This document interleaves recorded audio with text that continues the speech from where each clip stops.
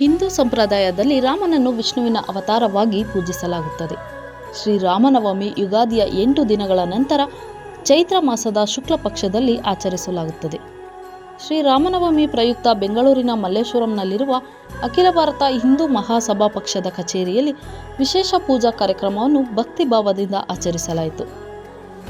ಶ್ರೀರಾಮನ ಮೂರ್ತಿಗೆ ಅಖಿಲ ಭಾರತ ಹಿಂದೂ ಮಹಾಸಭಾ ರಾಜ್ಯಾಧ್ಯಕ್ಷರಾದ ಮನೋಜ್ ಅಲುಂಗಲ್ ಪೂಜೆ ಸಲ್ಲಿಸಿದರು.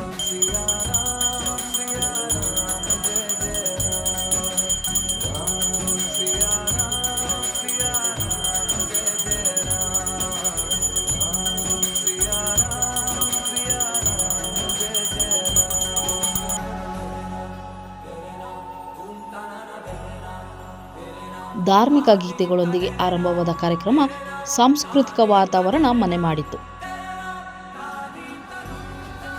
ಇದೇ ಸಂದರ್ಭದಲ್ಲಿ ಕೆಲವರನ್ನು ಹೊಸ ಸದಸ್ಯತ್ವಕ್ಕೆ ನೇಮಕ ನೀಡುವ ಮೂಲಕ ಪ್ರಮಾಣ ಪತ್ರ ಕೊಡಲಾಯಿತು.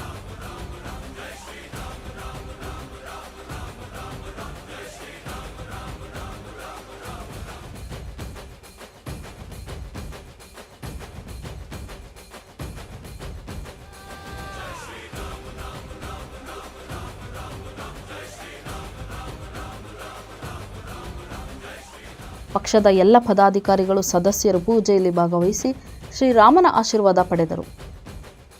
ಪೂಜೆಯ ನಂತರ ಭಕ್ತಾದಿಗಳಿಗೆ ರಾಮನವಮಿಯ ವಿಶೇಷ ಪ್ರಸಾದವಾದ ಪಾನಕ, ಮಜ್ಜಿಗೆ, ಕೋಸಂಬರಿ ಹಂಚಿದರು.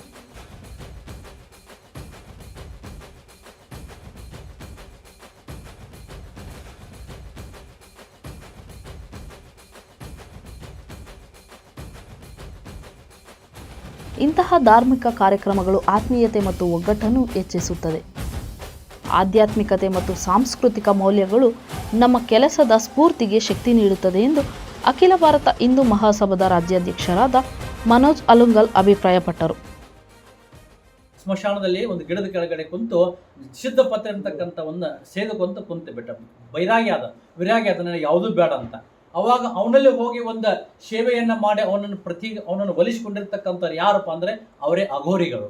ಎಲ್ಲವನ್ನ ತ್ಯಾಗ ಮಾಡಿ ಶಿವನಿಗೆ ಮೊರೆ ಹೊಕ್ಕಾಗ ಶಿವ ಉಪದೇಶ ಮಾಡಿ ಅವರಿಗೆ ಕೊಟ್ಟವಾಗೇನ ಚಿತಾಭಸ್ಮ, ರುದ್ರಾಕ್ಷಿ, ತ್ರಿಶೂಲ, ಡಮರುಗ ಕೊಟ್ಟ. ಅದನ್ನೇ ಆಯುಧವಾಗಿ ಇಟ್ಕೊಂಡು ಅವ್ರು ಏನು ಮಾಡಿದ ಶಿವನನ್ನ ಎಲ್ಲವನ್ನ ತ್ಯಾಗ ಮಾಡಿ ಶಿವನಿಗೋಸ್ಕರ ಪ್ರತಿಜ್ಞೆ ಮಾಡಿ ತನ್ನ ಜೀವವನ್ನು ತೆಗೆಯುವ ಸನ್ಯಾಸಿ ದೀಕ್ಷೆಯನ್ನು ಸ್ವೀಕಾರ ಮಾಡತಕ್ಕಂಥವರುಗಳೇ ಅಘೋರಿಗಳು. ಆ ಅಘೋರಿಗಳಲ್ಲಿ ಖಗೋಡ ಅಂತಕ್ಕಂಥ ಮತ್ತೆ ಬೇರೆ ಬೇರೆ ಬರುತ್ತೆ. ಆ ನಾಗ, ಅಘೋರ, ಖಗೋಡಿ ಅಂತ ಬರುತ್ತೆ. ಮತ್ತು ಬೀದಗಳ ಆಕಾರಗಳ ಬೇರೆ ಬೇರೆ ಬರುತ್ತೆ.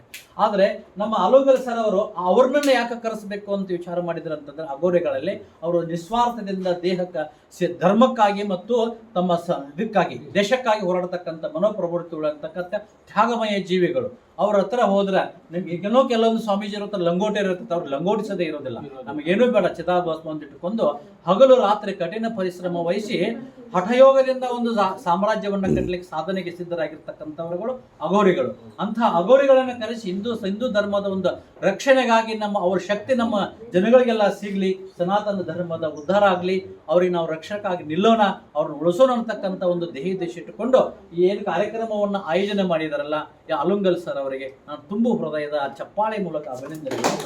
ಒಳ್ಳೆ ವಿಚಾರ ಅಧ್ಯಕ್ಷ ಹೇಳಿದ್ದಾರೆ. ಸ್ವಾಮಿ ಚಕ್ರಪಾಣಿ ಮಹಾರಾಜ್ ಅವ್ರನ್ನ ನಮ್ಮ ಕರ್ನಾಟಕಕ್ಕೆ ಮೊದಲನೇ ಬಾರಿಗೆ ಆಹ್ವಾನಿಸಬೇಕು ಅಂತ ಒಂದು ನಿರ್ಧಾರ ಮಾಡಿದ್ದಾರೆ. ಆದರೂ ಪ್ರಯುಕ್ತ ನಿಮ್ಮೆಲ್ಲರ ಒಂದು ಅಭಿಪ್ರಾಯ ಸಹಕಾರದೊಂದಿಗೆ ಈ ಒಂದು ಕಾರ್ಯಕ್ರಮನ ಅದ್ದೂರಿಯಾಗಿ ಮಾಡಬೇಕು.